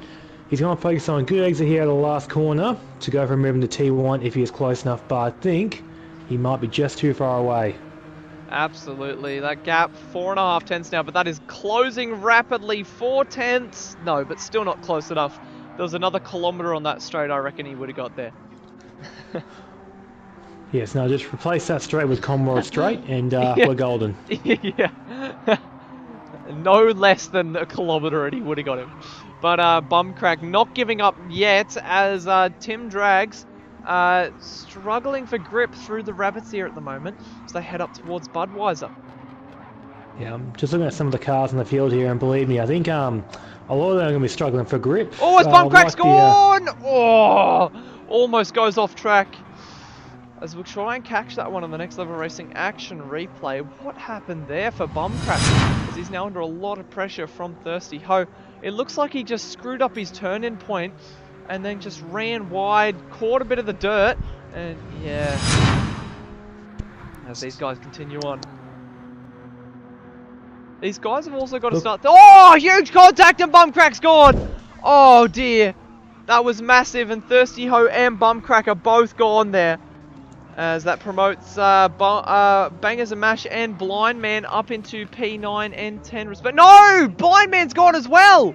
Oh dear. Huge off. We have 4 cars off here. As Slickety Cricket got... Oh my, has somebody dropped oil down at the last turn there? Oh my goodness. What has happened there? That was a massive accident. Willow Springs never fails to provide entertaining racing. For the spectators, not for the racers. Yeah, I don't know. There was 4 cars off at the one turn there. Yeah, the only thing I can think of is if there was oil dropped on the track or something. Yeah, also looking at something here, we have a few cars going into the box already, which is not a very good sign considering they are only 8 minutes into the race, and if they're already going for a pit stop, that's going to make making 10 minutes on these tyres very challenging. Which, looking at the field currently, I can confirm to you now, as Brocky goes into the pits, he had absolutely cooked his tyre more than anyone would on the weekend. That is absolutely destroyed, that left-hand front of his. And to be honest with you, most of the cars at the top there are similar boat. Like, for example, Diswood, he's got no front left. No front left. That's a tongue twister. No anymore. front left. Yes. As TG Beaver, with some tyre left, goes to the inside. Oh, wow. Makes it sick. What a move. So Diswood, he went from 3rd and now he's in 4th, but Brocky also has a pit stop in hand, so technically P5 on the road for Woody, as there's blue flags at the moment. I assume that would be Yes. one of the guys that went off. Oh, it's Yep. Slickety Cricket. Snickety Cricket. Yep. Yeah, gets out of the way. Good lad. Good lad. So these guys head down towards the wings leg at the moment, and at the moment it's looking like yeah. So those 4 cars that went off, they're stranded at the back of the pack at the moment. Yeah. So Slickety Cricket well and truly behind. He's 30 seconds behind P12 at the moment. And is he going to box, or has he already boxed? Yeah, no, I don't know. My indicator's a bit ambiguous there. It's not actually, it's telling me he's pit on every lap. It changes depending on what I click on. Okay. Which car are you referring to now? Just to make sure, I'll double check for you. The 37, every single time I click on him, it says he's pit on a different lap. Okay, that's very interesting. I never would have picked that one. As you see, in P11, VTX Blind Man has managed to get a penalty, which is very weird because everywhere you go off track here, you're just in the sand, which is already slowing you down. So, how he's managed to cut a track that he can't be cut? Yes. Yeah, there's a couple of places you can. But the major one I can think of is if you take a little bit too much inside curb coming through the Omega sequence, and yeah, you just sort of, at the top of the track there, as the track sort of doubles back over itself, you can sort of cut the track if you wish. I believe that would be where he got that penalty from, as these guys pass the halfway mark. Now you can do an entire race on a set. Now it's difficult and it's very hairy, but it's doable with the less tyre wear that we have as opposed to the main game that we saw earlier in the week. We saw some guys in the main game doing 10 laps on a set of tyres, and it's less tyre wear. So if you treat your tyres right, you can go all the way. And I don't know whether it's worth it, as some of these guys are absolutely cooking their tyres. I believe everyone in the top 8 has pits. Yeah, maybe 9. I'm not too sure. I believe Bangers and Mashers pit, so everybody's pit. Yes, everyone in the field has made at least one pit stop. Yeah, okay. I was unsure So, whether Bangers and Mash and below had pit or not. I wasn't too sure on Tim Drags either, but judging by his lap time, especially on that lap 7, it looks to be about that. As Goat has a 4-second lead over Brocky at the moment now, who, by the way, Brocky has the quickest lap time of a 10.888, a 888. Which I believe is the race number of Scooter at the moment today. Or is that 222? Or 333? Let me have a look as he goes past. That might be 222, it will be. I believe the 222 car is based on a 888 car though, so... A conspiracy theory? Question mark? Yeah, that's a Scooter here, right behind Speedy. Thought he might have gone for a move there, eh? Yep, I was ready for it. I was ready to start shouting and chanting. Shouting and chanting, as we see just behind them, Beaver and Woody. Woody's dropped to P6. Oh dear, this has been a disaster for Woody so far. Yeah, unfortunately, just him absolutely murdering the tyres in the first stint there has hindered him a little bit. Now he's behind TG Beaver, but by the looks of it, he's got some pace to burn at the moment. He's done his best lap of the race last time around of an 11.1. I reckon Beaver here is going to be under some massive pressure. Next time he makes a mistake, if he makes a mistake, Diswood is going to fly on past. I can feel it already. Yeah, absolutely. That's how things are seeming at the moment as Woody shows his nose. He does go for it, pulls on the outside. He's going to try around the outside of the sweeper in turn 9, but he's going to have to concede, I think. No, he shoves TG Beaver narrow and tries to get the run on him, but he's very wide, very far from the apex, but he has the run on him anyway. Compromising Beaver's line now. Is he going to chuck it down the inside? Beaver shows him the outside. Woody takes the outside. He can overtake around the outside, and he does just that. Sweeps it around the outside. Easy as you like from Woody. The camber of the corner invited the move. As we have a look on the Next Level Racing Action replay at that magnificent move from Woody there. Beaver showed him the outside, he took the outside and said, I'll overtake you on any line I want to. Easy as you like. Brilliant job from Woody there. Now, something we missed while watching that battle there, I just want to point out, new fastest lap of the race here from PLE Goat, a 10.698, and he is purple currently, he is not slowing down. Goat, please stop. This is just the community series, it's supposed to be for fun, Goat, you're not supposed to murder them. Yes, nah, mate, let's hear about having fun, not being a show-off, mate, come on now. But Goat's having fun showing off. As he goes, a 10 purple! 10.5. Goat, stop. We're not going to invite you back next week. I think, I'm very happy he's starting from the back next race. Trying to fight through the pack is going to be more of a challenge for him, I feel. 6/10 at the moment. To the good over Brocky behind. As we look further back, Woody's edged a bit of a gap on Beaver at the moment. 6/10 it's currently sitting at. Something we missed as well when Goat was setting that lap. Scooter was in P4, like right behind Speedy there. He must have made a mistake and fell behind. Yep, his last lap there was a 26.4. He's made a major error somewhere. Or did he take a second pit stop? Which I don't think so. Negative, but judging by his tyres, if he took a second pit stop, he's done nothing to the car. He's just putted on through the pit lane. Fair enough. Maybe he went through the pit lane as a result of going off at the final turn? It's a very real possibility. That's a very real possibility. We're asking the real questions here on the Sector 1 channel. Yes, yes, no, asking the wheel questions. As, okay, Muffin. Okay. Time to go to bed, Muffin. Not my bedtime yet, good sir. As huge contact! Track. Bangers and Mash and Thirsty Ho, was there contact there maybe? I'm not too sure. I know Thirsty was, unless Thirsty just had a massive off there, or are they both down in their times? I think so, because Thirsty was ahead of Bangers and Mash, but then we caught somebody sideways. I think it was Thirsty. Yep, that was Tim Drags, I believe, who was sideways off the track. He's got a bit of damage to the car, but nothing too much. Not too sure what's happened there at all. Because I saw Thirsty sideways, like fully sideways, but I think he saved it. So maybe Tim Drags was not as lucky with the save as he crosses the line to begin his 14th lap here. Just looking ahead as well, Speedy tyres making some great inroads on Brocky. Gap is now 1 second, and I can confirm to you right now, Brocky's tyres are ready to start screaming for mercy. There's only a couple laps to go. Oh, okay. He's into the pits. Well, that's one way to kill a race, Brocky. Thank you. Is it a tyre stop? Yes, it is.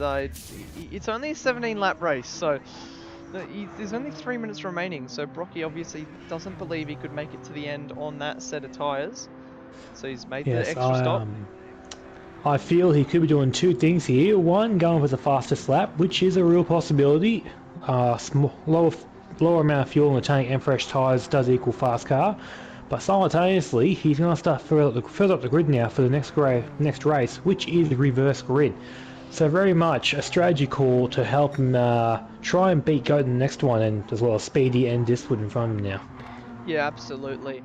I mean, he was only really going to lose the position to Speedy, so now having that advantage of starting ahead in race 2, I mean, yeah, it could be a purely strategic stroke from Brocky, and also going for the fastest lap. So killing two birds with one stone for Brocky. Yeah, I'm just looking through the field here, just have a look at all the tyres that are currently on each car. Well, Brocky, of course, having gone for a pit stop, has got the best tyres in the field. Overall, similar story to the end of the first stint. Most of the cars you see here are losing their front left tyres rated knots. But the first car on the track right now who's got none of it left, Scooter 82 in P6. He is driving on the rim pretty much. As Killer behind him, only about 4.5 seconds, but however, he has currently got a tyre left. If Killer can keep his nose clean and put some consistent laps in, he's a chance of catching Scooter. Well, that's a battle to behold. Killer on the loose and Scooter 82. It's giving me flashbacks to the good old days. As we see, Yeah, I mean, Bumcrack, he's gained on Thirsty Ho a little bit. He's currently sitting 9/10 behind him, and Bumcrack, he was very quick on his race on the weekend. I believe P2 in the main race, the full points race. That was the race 2. So, good job to Bumcrack, and let's see how he goes. Yep. Oh, Oh, we've lost Goat. We've Goat's lost Goat. disconnected, maybe? Oh, dear. Oh, wow. He's having troubles with that car of his. Oh, my. That's not good. Maybe, okay, maybe this is the stroke of genius, and now Goat's going to start from the front if he comes back. Yep. 2 pole positions, 1 race win. We'll take that. Well, provided that he does win the next race, but we'll wait and see, as now it puts Speedy Tyres in the lead. 6.5 seconds ahead of Diswood, who's being rapidly caught by Brocky on those fresh tyres. I reckon we got a battle here between the Brocky 05 sim racing boys in a couple corners time. That gap is 1.6 seconds and it's coming down dramatically. Yeah, absolutely. As the race control has confirmed, oh, Thirsty's off!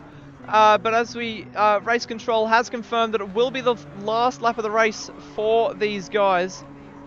As these guys barrel down towards the finish line, it will be Bumcrack who's already finished, then Blind Man. Bangers and Mash will come home in P9, Tim Drags in P10, Thirsty Ho in 11th. But now we see Speedy's rounding the final corner, turn 9. And I mean, he's going to finish in first position. Although Goat probably would have... Oh, who's that off? That's Woody's off! Oh dear! That means Beaver has a chance at the podium! Oh no! He's going to get him too! This is going to be close. Oh, Brocky takes P2. No, Beaver's definitely got him. As Woody drops to P4. Oh no. Yeah. Unfortunately, tyres there just gave in on him and he lost the ability to turn. Scooter in 5th. And Killer on the Loose will come home a very respectable 6th position for the Red Mist driver there. What a race. Yeah, What definitely a race. a lot of drama, that one.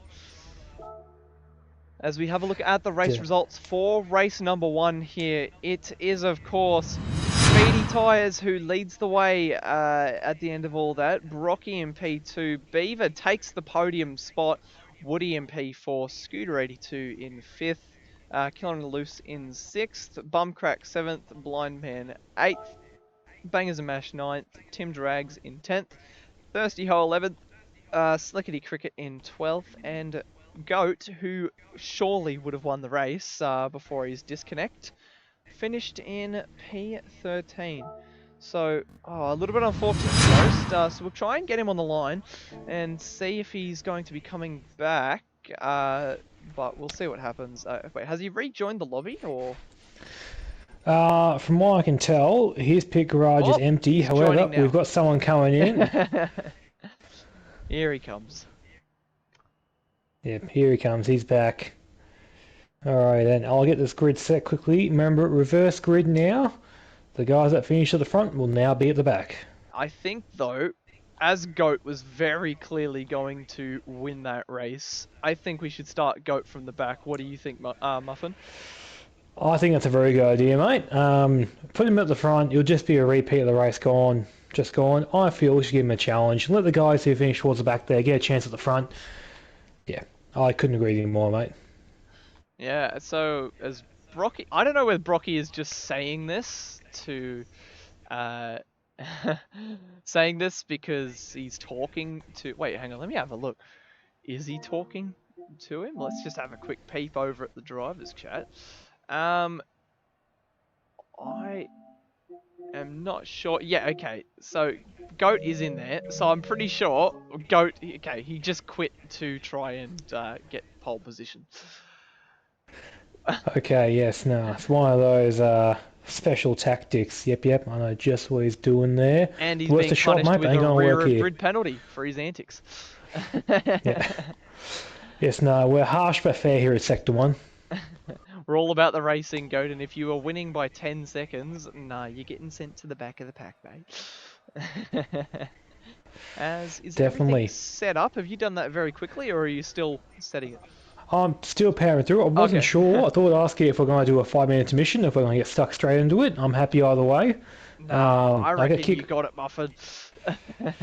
Oh, you got more confidence in me than what I do, mate. Thank you. It's okay. Just got a few more cars to allocate their positions to, and then we should be right as rain, ready to go. But definitely, oh well, So guys who in the was your chat, if you're driver there, of the day mate. for that one, Muffin? For that race Driver one? of the race, let's call it. Yep. Yes. Ooh. It's a hard call, but right now, personally, I reckon I'd give it to Beaver. To get a podium in a race like that was a grouse job. Honestly, fully agree. I mean, Beaver, he was just phenomenal. Held pace with some of Sector 1's best and took advantage of misfortune of Woody at the end there and came home with the podium. So good job to Beaver. He gets the driver of race 1 there for me and Muffin. And chuck your driver of the race below. Not your driver of the day, just your driver of the race. Perfect. Okay then. Now the grid has been set. We've just lost. Oh, not lost. Sorry. One of the guys just needs to jump back in his car. Slickety cricket, ready up! He's probably going to do the old 5-minute routine in the toilet. Hopefully, let's get back in the car soon so we can keep moving here. I'm sure the guys here are as keen as we are for the reverse grid race, which is arguably the best race of the night. This is where It just is. all the marbles are won. It's where all the fun stuff goes down. Definitely. There's something awe-inspiring about a race where faster drivers are fighting their way through traffic to the front of the pack, while the slower drivers are fighting for their lives. I feel it's for me at least, it's very reminiscent of the arguably the greatest Bathurst race of all time, 2014, where you had the likes of Jamie Winkup and Chaz Mostert starting from the back row of the grid and fighting their way to the front. Provided that was a 8-hour race, I should say. It's only 20 minutes. However, I can expect or predict that maybe we might get a similar result here. Gee, that was a good race. Definitely. I think we're going to lose Tim Drags. He's doing the appropriate thing here, and he's lagging pretty. He's noticed that he's lagging pretty badly, so he's volunteering to skip the second race. So good stuff from Tim Drags there. Great sportsmanship, acknowledging that he was lagging quite a bit and taking the appropriate steps to ensure we have a clean night of racing in terms of lag. Yeah, no, and Tim Drags, mate, apologies that you couldn't finish here. Unfortunately, I'm sound like a broken record saying this, but the servers that have been provided to us by the guys at PD just unfortunately aren't up to scratch currently. Hopefully they'll improve as the year goes on, but all we can do is hope and have faith. Yeah, absolutely. So I think everybody is readied up. Is it time to click that big red button, Muffin? For the last time tonight, I hope it's the last time to push that big red button. And it's All been right. clicked. Here we go.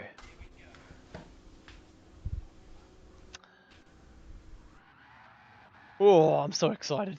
Mate, I cannot contain my excitement. I'm you know when you get so excited you just go silent? That is me right now. Alright, here we go. We're on the grid here. The lights start to come on soon. Yeah, somebody's absolutely flooring their car immediately as soon as we went into this race. I think there's a couple people actually. As we're about to go green flag racing once again here at Willow Springs, and we are Slickety Cricket doesn't get the greatest start. It looks like Bangers and Mash and Thirsty are going to go through. No, it looks like Slickety Cricket, was there contact there? Oh dear, that's a huge off. I think he's gone off by himself. I didn't see anybody around him, to be honest. Oh, it's huge contact in the background. No, everybody survives for now. So So at the moment, Thirsty Ho holds on to first place, ahead of Blind Man and Bangers and Mash in Bumcrack has behind. spun Oh, it, he's lost it Bumcrack! completely. Oh! Huge God! Oh, but how has he managed to miss everybody there? Oh my goodness. As everybody makes their way through Budweiser's Wow. balcony for now. Oh, wow. How has he held on to that one? But Blind Man up into P2. Wowee. Great What stuff a from Blind Man. And drive. Scooter into P4. As we'll have a look on the Next Yep. Level Racing action replay at just what happened there. And I think Bombcrack, did he get turned potentially? Oh, I think there's a bit of netcode there, to be honest. Yeah, I don't think the Lightning car could have done anything else there. I think the game just decided to twist those two up, and that sometimes happens in virtual racing. So these guys will continue on as it stands for now. And as it stands for now, it looks like Bangers and Mash is under a lot of pressure. Loses 2 positions in the one corner there, down to P5, and he's on the outside, struggling to hold on to it. He does hold on to it. What a save. But that means Scooter and Diswood into P3 and P4 respectively. As Bangers and Mash has lost a lot of positions. He's gone from P3 down to P8 in just 2 corners. Oh dear. Down behind Speedy Not a now. good run. Not a good run, unfortunately, from him. He's going with no one here. Killer goes at the inside. Oh my, that's a very ambitious move there, Speedy's Killer. Love your gone! work. Oh no, where's he gone? I Oh, can't no. see him on the camera.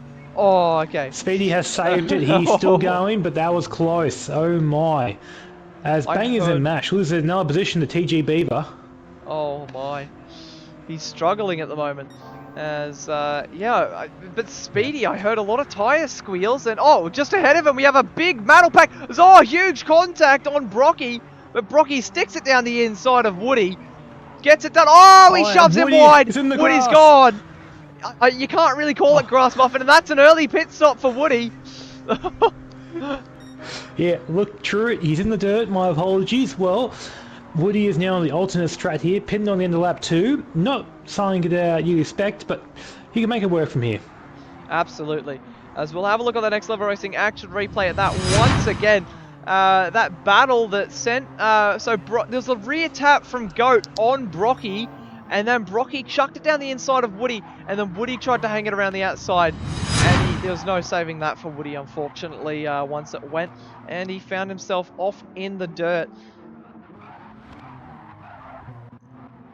As, we see Slickety Cricket down behind Woody at the moment. We see those three, Bumcrack, Woody, and Slickety Cricket, the 3 that have had some major issues early on in this race. But Thirsty still leads the way. He's got a 1.6 second gap over Blind Man at the moment, who has a second gap over Scooter. So these guys pushing on at the moment. It'll be interesting to see how or when, if these guys eventually catch Thirsty. Scooter 82 still holding on to the fastest lap, which he took in the first lap of race number 2. Yep, Scooter here showing some great form. In 2 corners, he's made up nearly a whole second on Blind Man here, now riding his rear bumper. Unfortunately though, this part of the track here, very downforce heavy. You really don't want to be right behind someone here, it really upsets the car. But if he can just sort of hold his nerve here and get a run onto the back quote-unquote straight, he might be on for a move either in the T9 or possibly T1. Yeah, absolutely. He's knocking on the back door of Blind Man at the moment.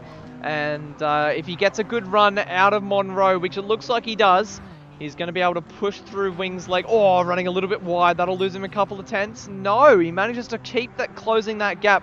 Mega exit from Scooter. Is he able to chuck it down the inside in turn 9?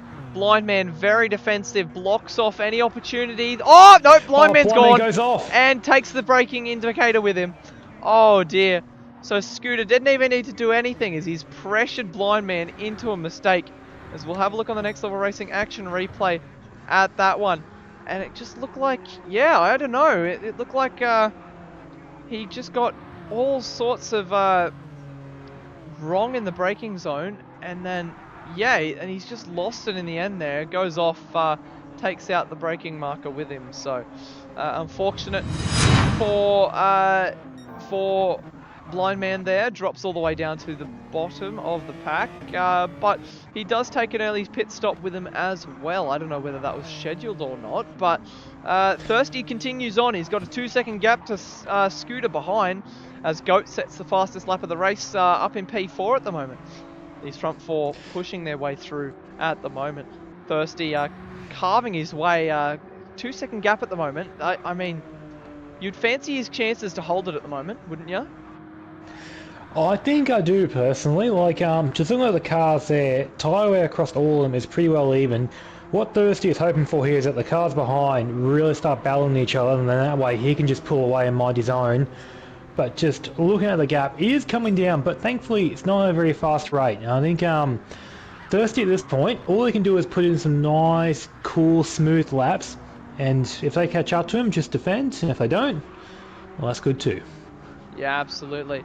But Brocky and Goat, they're going to be fighting all race long, these guys, and they might be pushing to try and catch Scooter at the moment. Scooter is a very quick operator, and these guys, they won't be giving up that easily on the potential of a race win here, as Goat is very close under the rear wing of Brocky, knocking on that back door, bumper to tail these guys.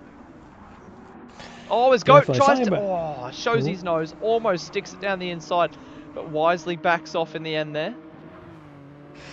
Definitely, and just want to say as well, Scooter 82 in front, by former driver here at Sector 1 and Division 1 pace. He is a very quick driver.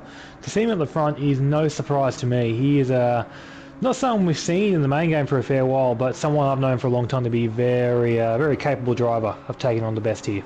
Yeah, I believe his last race in Sector 1 main game was Division 2 at the Bathurst Enduro in Season 4, driving the Viper for Dadson Racing, where I believe he actually won that race. So, if my memory serves me correctly, I'm sure Daniel... Oh, Brocky has nearly lost it. Oh dear. As he loses the position to Goat around the outside, potentially. No. Brocky holds his ground. No. Down the inside. No. Goat says no. Oh, there's contact. Oh, huge off from Goat. And he finds the dirt. Oh, comes back on track just behind as Brocky, Speedy finds his way past Brocky. Is Brocky conceding the position potentially? I think he and might just like that, Speedy finds 2 positions for the price of 1. There you go, easy as that. Carry on. Nice work, Speedy. Yeah, great sportsmanship from Brocky there. Just letting Goat back through. He knows he did something wrong, just shoved him off track a little bit, but he's straight back into it, fighting hammer and nail here. Yeah, because of that as well, the gap between those 3 and the top 2 currently has definitely lengthened out by a good second or 2. But something I will say, Thirsty as he comes into the pits. Right, that's a very early pit stop, but looking at his tyres, I understand why he did it. They are very much DED dead. Yeah, as Goat and Brocky are also behind pit.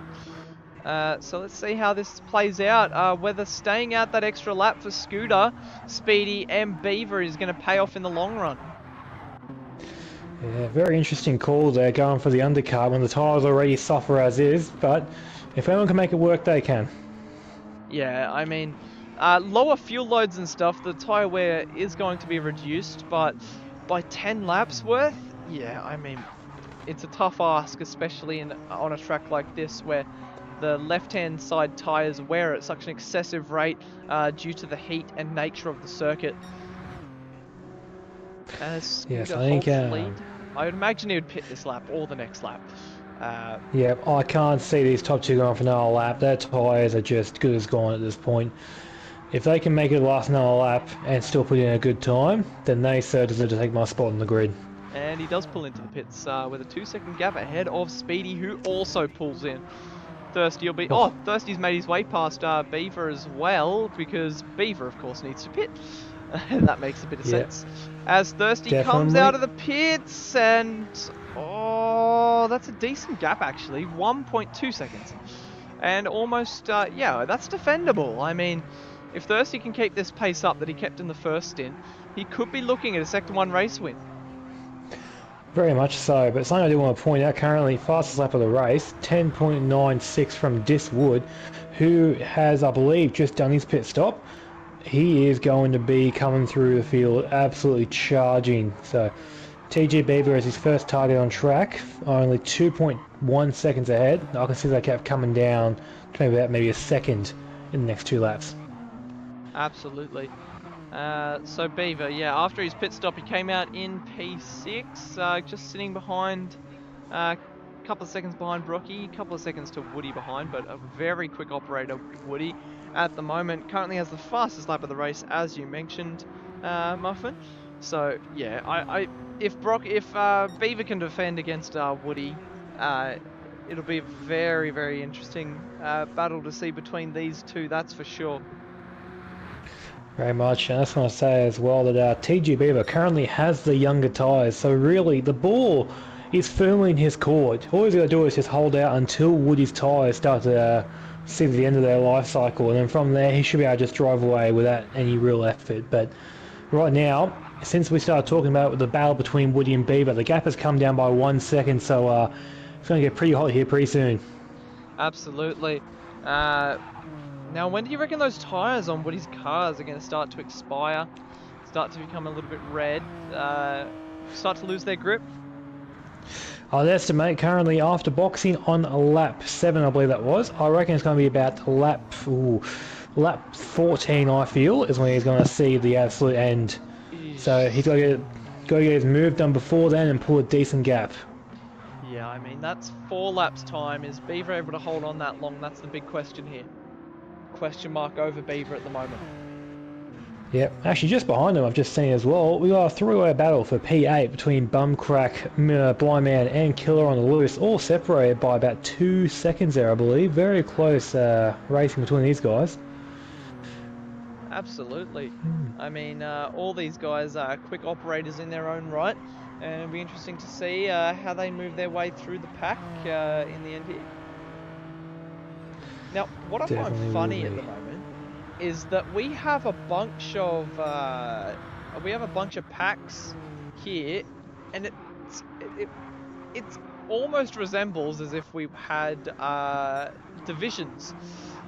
All the Division 1 drivers, I mean not all, but most of the top 5 are Division 1 drivers, and then you've got the next little battle pack with Woody and Beaver. I mean, Woody's not a Division 2 driver by any remarks, but yeah, just looking at it, it's a little bit funny, I think. We have 4 battle packs. Yeah, you can almost argue it's like a multi-class race. Like, well, with the 100th running of the Le Mans 24-hour coming up this weekend, guys, we thought I might give a little sort of a sense of what to expect. You know, cars spread out on track, and some of the slower class cars getting lapped, which is a very real thing that happens in endurance racing. Thought I'd give you guys a feel for that, get yourself ready for it, get yourself in the mood. But currently, as Brocky goes into the pits, he is doing a 2-stop this race. Ooh, yeah, I don't know. Interesting it's the call. Second time Brocky's done this. So the race 1, it didn't really work out for him. So trying it again in race 2, maybe Brocky's really struggling with those tyres. Definitely, I think, yeah, just that left front of his car just does not seem to want to stay alive. But from my knowledge, Brocky and I, we drive a similar style to the point where we don't just sell into a race with them. We just want to keep dropping qualifiers all race, every race. Not worry about tyre life, just worry about putting the best laps you can every lap, but try and pull a gap or catch up to a car in front that way. That's how we race. Absolutely. As the gap between Thirsty and Scooter is down to 1 second now. So the touching zone between these two, the battle zone, is going to be around there in another lap or so, I reckon. Don't give it too much longer, and these guys will be right up against one another, battling for track position. As we see just behind them, Goat right up under the rear wing of Speedy as well. Yeah, Speedy went to go cover, but realised that Goat wasn't going to be close enough, so came back to the racing line and carried on, as Diswood is also doing a 2-stop this race. Ooh, interesting here, interesting. Interesting indeed. As Goat actually set the fastest lap of the race on the previous lap, a 10.844, telling us that there is still pace in those tyres. Wow, we also, speaking of pace as well, gap between Thirsty and Scooter 82 is now like 7/10 of a second or less than, I should say. So very much, we have two little packs here slipstreaming each other. This could get very dicey very quickly as Thirsty finds the sand, but carries on. Barely holds on to it there. Wowee, this is, oh, there's too much to watch here. We need more cameras. Yeah. As they come into the braking zone for turn 9. And yeah, 4/5 now. So Scooter should be able to start a battle with Thirsty in the next lap or so. Definitely, we've only got 4 minutes remaining of the race. Approximately, what would that be? 4 laps, I could be wrong. Don't quote me on that. Definitely plenty of time to make a move. Scooter, no need to get too brash too soon. But definitely just start playing yourself out, seeing where you're strong, seeing where you're weak, comparatively speaking, and playing your race around that, mate. Absolutely. As we have 2 massive battle packs for the podium here. We have a battle for P1 and 2 with Thirsty and Scooter, and we have Speedy and Goat going at it just behind them, a second down the road. I can definitely see this 2 battle packs becoming 1 very soon here. The gap, even though they are all fighting each other, the gap is coming down. This is not over yet.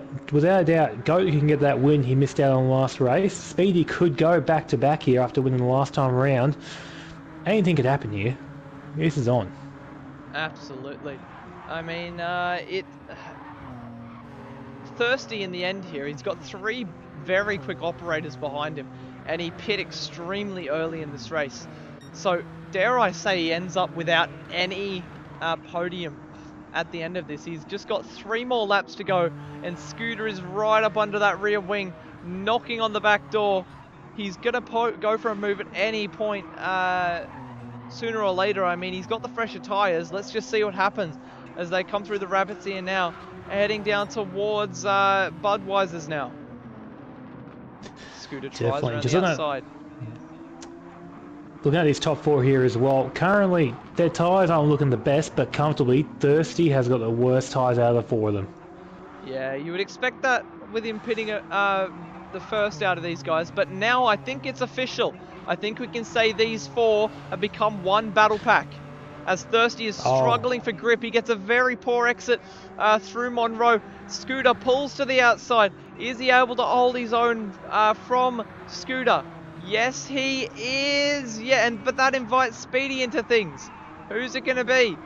Oh, Scooter pushing Thirsty through the corner. And look at this. We're going 3 wide down the back straight. Yes, we are. What is this racing? Magnificent. Thirsty's at risk of losing 2 positions in 1 quarter. No, Speedy holds off. No, he doesn't. He does the switchback. And now that brings Goat into things. And look at this. 3 wide into Rabbit's Ear. And that's only going to earn 1 way. Oh, dear. And now Thirsty is down in 4th position. Oh, wow. Thirsty got absolutely shafted there, unfortunately, but his tyres were just at a point where they had no grip left. He did the best he could with all he could without a doubt. Great drive from him nonetheless to hang on to the lead for as long as he did, going for the undercut as well. That was just sensational. As the yellow flag in front here of the guys, as Slickety Cricket in P12 unfortunately is off just down the back straight here. That's alright. As Scooter under a lot of pressure from Goat now, as Goat's made his way past Speedy tyres. He got him on the inside when they went 3 wide through the Rabbit's Ear. But can Scooter hold on? There's 1 more lap remaining in this one. Going to be an absolute ripper of a finale for these 3 heavyweights. As Speedy chucks it down the inside, gets the exit on Goat here. And who's it going to be? He takes the position. Now Scooter might have just got away with this one. There's not very many opportunities left to overtake here. I think at this point here, Goat isn't really too fussed on working with Speedy to get to P1. He has realised it's the last lap of the race now. Let's fight for P2. Oh, wow. Huge smoke there from the back marker. Yeah, Slickety Cricket, he's getting off the racing line. Good work, mate. Very nice work obeying the blue flags. As we have confirmation from race control that this is the final lap of the race. As here we go. Oh wow, this is close. This is tight between the top three. Absolutely. Let's see what happens as Speedy, there's 5/10 separating the top three as they head towards the final quarter. Is Speedy able to chuck it down the inside of Scooter? Surely you have to. With one corner remaining in this one, who's it going to be? No! Speedy's not close enough. Can he get the exit? No, he's gone! Goat goes through! But Goat has the exit on Scooter. No, he doesn't! Speedy's going to get it back! Oh, what a race! And it looks like Speedy's going to take P2! Oh, wow! Magnificent stuff. Thirsty takes P4. And now Beaver will come home to take P5 in this one. Brocky in P6. Must have had a tyre failure at the end there. Bumcrack will take P7. Woody comes home in P8. Killer will be in P9 when he crosses the line. Blind Man in P10 will be the last one to complete this race. But before that, Bangers and Mash and Slickety Cricket were P11 and 12 respectively. Blind Man, he's lost all grip and he's going to finish the race in the pit lane actually. So, as he crosses the start finish line now. And that concludes that one. There you go. What a way to finish that race. That was... My word. What a battle They'll go between down the as top three. And even Thirsty They'll go there down as as one of well. the best. One of the better community races we've seen. And as a whole, 100%. the Oh, racing was mate. fairly clean. I mean, there was a couple of lap 1 incidents, but as a whole, it was fairly alright in my opinion. Yeah, it definitely was. And especially considering a track like this, which is renowned for people unfortunately having mishaps, to keep it as clean as we did was fantastic on the guys here and just goes to show how good the community is. Absolutely. So here is the official results for tonight's race. It's Scooter82 who takes P1 in dramatic fashion at the end there. Speedy Tyres comes home P2 after exchanging positions with Goat 4 times in the final 2 laps. Oh my goodness. Thirsty Ho in P4 there. Unlucky with 2 laps left to have dropped the position to the guys ahead. Beaver in P5. Brocky in P6 there, Bumcrack P7, Woody P8, Killer and Deluce P9, Blind Man P10, Bangers and Mash P11, and Slickety Cricket completes our running today. So, wow, what an end to that one. As we've already got some Driver of the Day submissions coming in the chat. Stranger says Driver of the Day Thirsty. Prospector Dadson, he says, well done, Scooter. I'm going to take that as a Driver of the Day nomination.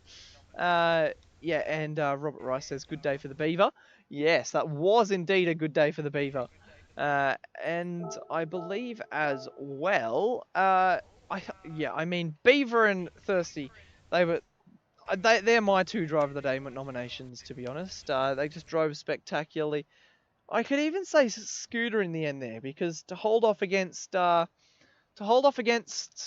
Speedy and Goat in the way that he did is just magnificent. To get the move done on Thirsty after being behind for so long, I mean, yeah, you can give it to anyone really today. Everybody just drove spectacularly, especially in those top 5. So, yeah, who would you give your Driver of the Day nomination to, Mr. Muffin? Personally, mate, I think you took the words right out of my mouth. Without doubt, Thirsty and our driver of the race from the first race, who I've always won the name of, I shouldn't forget that. Beaver, I should say, that's who it was. Very much up there. And Scooter as well, to come back after Lord knows how long in hiatus, you could say, out of the Sector 1 racing grids here. To come back and get a win against some pretty stiff competition is a grouse effort, mate. But between those 3, as well anyone really, like you said, but those 3, in my opinion, they will definitely stand out from this round. Absolutely, it was really good to watch the entertainment, and yeah, so if you haven't already, guys, hit the like button. I see a lot of people have already done so.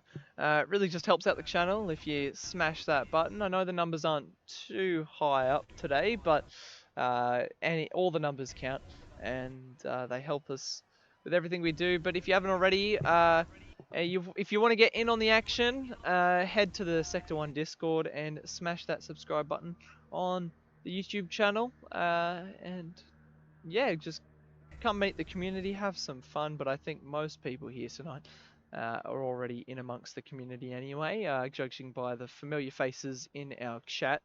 Got anything else to add, Muffin, before we sign it off tonight? Well, all I can really add is, thank you everyone for coming by and for racing, spectating, and everything in between. And if there is anyone there that is new to the channel, new to this, new to what we do here, feel free to jump on the Discord, mate. Come say good day. How you going? We're all pretty friendly for the most part. Yeah, if you want to get involved in the racing here, first place to start is the community series. So definitely get involved with that. Yeah, good lot of fun, the community series. I personally started my Sector 1 career in the community series, and I must say it is some of the best racing I've ever had. The atmosphere in the community series is like nothing I've ever raced in before, too, in my honest opinion. But it's good that we've got a new generation of Sector 1 drivers coming through and some old familiar returning faces to give a bit of a challenge in the community series, and it's always a good bit of fun and a joy to spectate and commentate on up from the comms box. So yeah, thank you once again, Captain Muffin, for helping out today, race directing, and for sharing your sacred CP Motorsports race data from your race on Sunday. Did we actually even ask Chase for permission? If we didn't, then well, oops. Sorry, Chase. I'll send you the legal paperwork afterwards. But for now, well, Muffin let me put the tracker in his car. That's all I'm gonna say. He let me plant it under the bonnet. I do feel in this situation it's better to ask for forgiveness than permission. Anyways, that's everything from Lenocis and Muffin tonight. We're going to be signing this one off here for the Sector 1 Community Series. Thanks for coming along, everybody. Without you guys, we wouldn't be able to put stuff like this on and have a bit of fun. So thanks for everybody for turning up, both the team owners, drivers, and the people that turned out today to watch the stream, the spectators. It's always a good bunch of fun.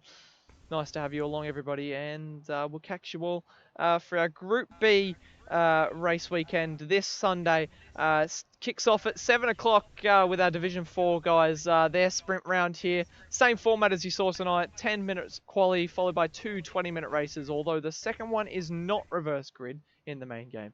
And same for our Division 2 guys that are coming up straight after the Division 4.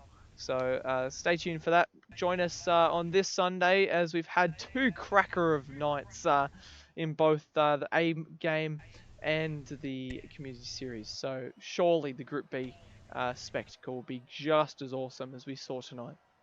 So once again, Lenocis and Captain Muffin signing off for this one, and we'll catch you all next time. See ya.